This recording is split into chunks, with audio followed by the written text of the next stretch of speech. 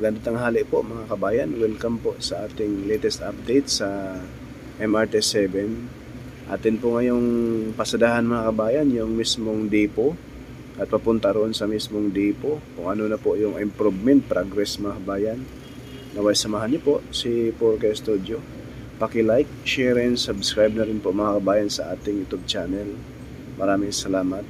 Dito po itong depot mga kabayan matatagpuan sa Novaliches, San Jose del Monte, Bulacan. Ito na po mga kabayan na nasa gitna na po yung mga heavy equipment sa mismong MRT-7. No? At ito naman po yung depot. Ayan.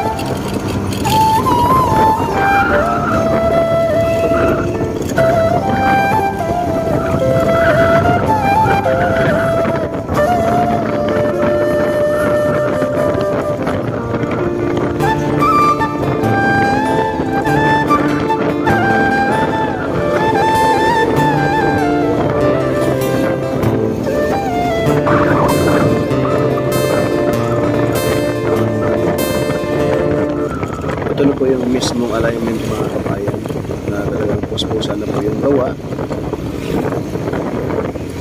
Grabe na yung mga heavy equipment yung makaharang sa daan sa ngayon. Pero pag ito'y matapos mga kabayan ay napakalaking alwan sa ating mga kabayan na nagtrabaho rito sa area ng